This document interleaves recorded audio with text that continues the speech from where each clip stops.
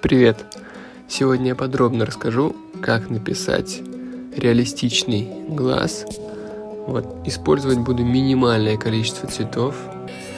Я сейчас добавляю белила титановое, краплак розовый прочный, который вы можете заменить краплаком красным, это бордовый цвет, в общем, вам нужен. Если у вас, собственно, нет краплака розового прочного, его можно тогда будет заменять двумя цветами: бордовым и просто красным, кадмием. Далее желтый, кадмий желтый светлый, потом умбра ленинградская натуральная, темно-темно-коричневый цвет, и голубая ФЦ. Итак, с чего начинаем работу? Я намешиваю просто такой средний тон, какой-то такой коричнево-оранжевый цвет, и просто намечаю пятна. Будем работать из пятна. По оттенкам в самом начале, когда я только начинаю искать пятна, это, собственно, не очень светлый цвет должен быть. Лучше стараться более темный набирать поначалу. Вообще масляная живопись — это работа от темных к светлым. Для сравнения, если вы работаете, например, акварелью, там идет работа от светлых пятен к темным, постепенный набор темноты. В масле все-таки в первую очередь темные набираются, и постепенно все высветляется. Итак, одним цветом я набрал формы, основные пятна. Таким образом я определил композицию, какая мне нравится. И на этом этапе, если вам композиция не нравится, вы ее сразу переделаете. Это будет довольно понятно сразу вам, как и что расположено. То есть я не детализирую на этом этапе, а чисто крупной большой кистью набиваю пятна. Далее я уже намешиваю оттенки, чуть светлее, но все же пока очень грязные. Вообще у меня всегда такая стоит задача, в портрете особенно, закинуть, можно сказать, цвета в холст, в основном более грязные, чем я их даже вижу. А вам, если вы начинающий, то это нужно делать с запасом, потому что, еще более темные и грязные, чем вам хочется. Потому что глаз у нас любит сразу все красиво, светленькое, аккуратно. И по начальных этапах сложно себя заставить делать темные и грязные цвета. И, соответственно, в итоге у вас получается все бледненько, светленько. Не у вас, в смысле, часто. И нет никакого объема, нету контраста. И, соответственно, не горит, можно сказать, работа. Смотрите, я намешиваю цвет, собственно, для кожи. Как вы видите, он довольно грязный. И смешивается он основой. Если вам смешать чисто яркий персиковый цвет, это мы смешиваем просто наш красный, желтый, белый. Как вы видите, моя кисточка изначально была очень грязная, коричневая, синяя. И я эту кисть практически не мыл, не протирал. Я просто брал желтый, красный, добавлял в этот цвет и белый. И получался ближе уже к нашему персиковому цвету. Но довольно грязный. Далее кисточку я протер и начал добавлять больше белого и чуть больше холодного синего. Соответственно, закрыл глазное яблоко. Когда я закрыл основную массу пятен, я начал уже работать над контрастами. То есть я уже понял, где у меня расположен глаз. Я уже понял, каких размеров у меня он. И уже взял потоньше кисть, взял практически черный цвет. Черный я смешал синий с коричневым, чуточку бордового. И получается добавляю самые темные цвета в наш глаз. Начиная с зрачка, с радужки. Зрачок должен быть черным, прям причерным. Также сверху над зрачком на радужке должен быть практически черный. И по бокам радужки тоже вниз довольно темный цвет. Далее линия ресниц, толщинка верхнего века. Она часто, если естественно ее хочется очень сделать, она не должна быть слишком черной. Я сейчас буду немножко внедрять туда бордовенького. Смотрите, бордовенький, желтеньким добавляю сюда. он уже становится более таким бледным. Но начал я работу не сразу с бледного, а сначала заложил темный, потому что высветлить гораздо проще, чем затемнить.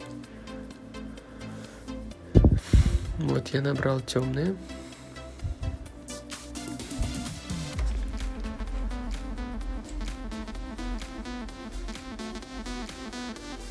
Также набрал темный на бровях. Вот, смотрите, дальше уже, то есть уточняю то, что я сделал сначала крупной кистью, темную работу. Потом я смотрю, постоянно старайтесь увидеть оттенки. То есть вот в данном случае я увидел холодные, особенно в тенях, и плюс холодные на глазном яблоке. И я эти холодные добавляю кисточку, хорошенько протираю об салфетку, смачиваю в растворителе, еще раз протираю и набираю, смотрите, только холодный, но он, смотрите, все равно грязный довольно-таки.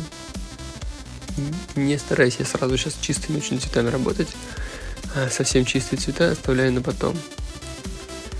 Далее, когда вы набрали самые темные, начинаем набирать светлые. Кисточку хорошенько протираю, беру белый за основу, внедряю в него чуть, добавляю розового и желтого, добавляю светлые. Вот у нас уже контрасты появились.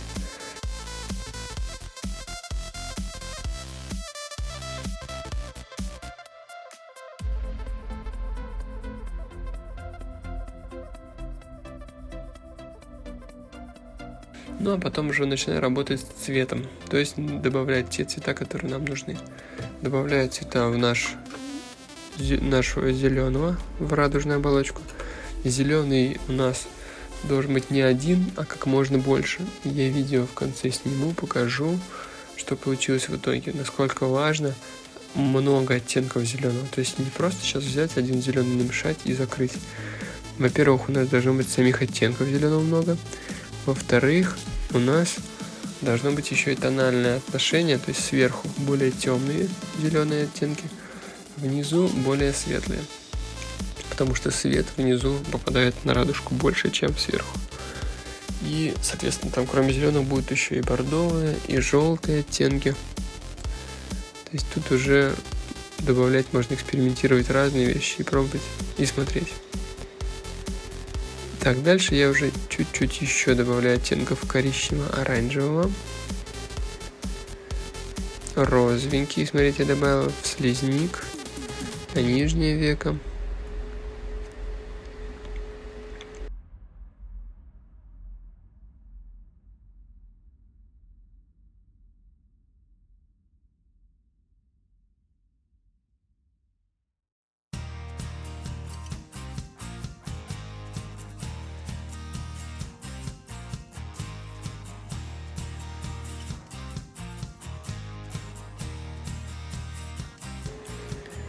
Еще тоньше взял кисть и еще точнее набираю детальки. То есть более темные, более детальные переходы. Добавляем блик. И это все, смотрите, детализацию я начал только тогда, когда в целом картина уже видна по объемам, все соответствует, и тогда у вас уже начинает, можно добавлять уже детальки. Вот если вы не уверены по объемам, по деталькам, нет смысла сразу добавлять детали, они не дадут сильно много реалистичности. То есть реалистичность дают именно основные формы, основные объемы и тональные соответствия. Вот, ну и тут уже просто внедряю дополнительно оттенков детально, добавляю еще более белого. Вот, но заметьте, как я начинал делать глазное яблоко, насколько оно было темным. Только уже в самом конце, даже как краска чуть подсохла, я уже начал внедрять еще белее цвет. И оттенки изначально тоже, то, что я закладывал, не просвечиваются. Вот, еще какой момент. Тут все такой контраст у нас получается должен быть не только тональный, то есть светлое, темное, но и красивые, яркие, чистые цвета на фоне темных, грязных цветов. И тогда у вас будет просто работа шикарно, ярко смотреться, потому что наш глаз всегда реагирует на отношениях смотрит все на отношениях. То есть вот у нас есть белый лист, да, и практически там любой чуть-чуть запачканный цвет будет сразу очень грязным смотреться. Если мы сделали фон какой-то серым грязным, то на фоне этого серого тот же предыдущий там цвет будет казаться намного чище, там ярче смотреться. То есть вот эти отношения, они решают как раз таки впечатление от картины. И, соответственно, наша задача поначалу заложить такую более грязную основу и уже потом вторым этапом закинуть более яркие, сочные цвета. И тогда эти сочные цвета будут гораздо выгоднее смотреться. Записываю я звук уже после того, как я все это нарисовал. Заметил такой момент, что когда я записываю во время процесса, немножко страдает результат. То есть я все-таки не настраиваюсь в такой поток и более сухие работы. То есть она как бы получается вроде как по объемам, там, по формам, но результат становится каким-то машинным, что ли. И я решил избрать такую тактику, записывать уже звук после, когда уже я смотрю на компьютере запись. Вот поэтому я, собственно, комментирую это немножко в таком виде, в ускоренном, меньше, может быть, выбирая, в общем, те моменты, о которых следует рассказать, но, естественно, некоторые моменты упускаю в комментировании. Если у вас появляются вопросы в процессе, вы пишите мне, я буду, собственно, с удовольствием расскажу или в комментариях, или в отдельном видео. Постоянно ставлю себе такую задачу обогатить максимально по оттенкам. Знаете, очень часто бывает, смотришь на работу, по фото, если рисуешь, то кажется, все вроде бы хорошо, но немножко скучно. И я тогда набираю оттенки, которых там даже нет, и пробую их. То есть эксперимент у вас должен быть в голове. Пробуйте вот такие вещи новые для себя, потому что наш мозг очень много не знает, очень много не видел. Благодаря эксперименту мы пробуем те вещи, которые никогда бы не додумались специально. И у нас просто открытие постоянные происходит. Вот, очень вам советую экспериментировать, больше не бояться. Плюс масло это все прощает, можно взять, стереть, заново набрать. Дальше, вот смотрите, я добавляю желтый. Я его добавляю ради того, чтобы немножко оживить картину и смотрите, какая интереснее начнет смотреться. То есть подумать вроде бы, какой там желтый, особо его и нет, насколько он интересно обогащает работу. Вот розовенький тоже чуть-чуть добавил. Еще более белый. И уже приближаясь к финалу. Вот остаются нам только реснички.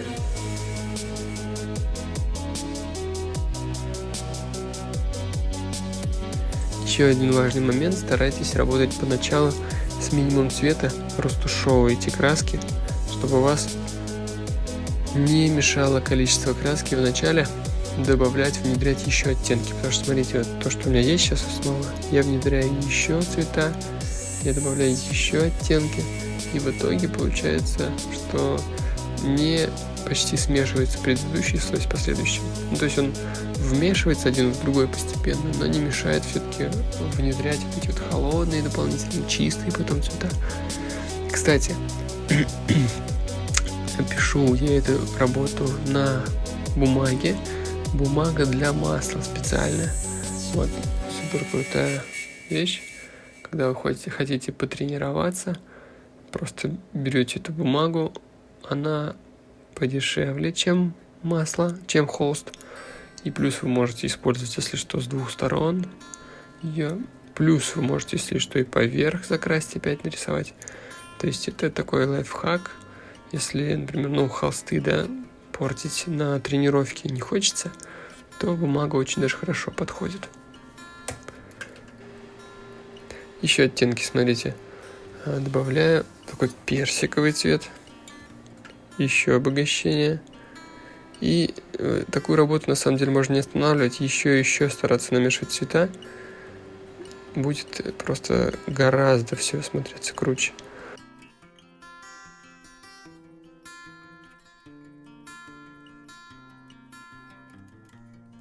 Вот реснички, когда делаете, старайтесь их делать внизу более тонкими, более светлыми, а сверху более, собственно, большими, длинными, темными. И движение должно быть как по такой дуге, такой округлой, закругляющейся снизу вверх, если верхние ресницы делать. То есть первое движение вниз и потом вверх. То есть не просто вверх, как такой веник, а снизу вверх. Плюс не торопитесь делать их много. Поначалу сделайте везде на одинаковом расстоянии и постепенно добавляйте еще их. Вот не торопитесь делать их много.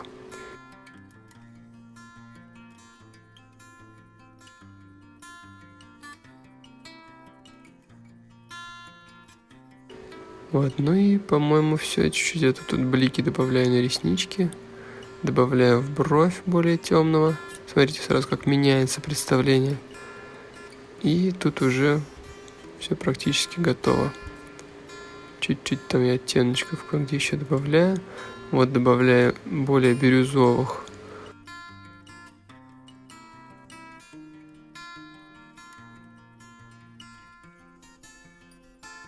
Кстати, я тут взял бирюзовый цвет в конце. Это называется турецкая голубая или турецкая зеленая краска. Мастер-класс. И бирюзовый этот цвет очень люблю. Часто его добавляю во все картины в конце. Вот, я добавил более светлых, видите, еще интереснее заиграл.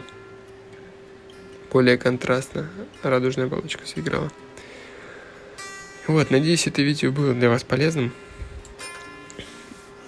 Если есть вопросы, пишите в комментариях. Если есть предложения, соответственно, пишите. Буду рад любой обратной связи. Вот, и удачи и творческих успехов вам.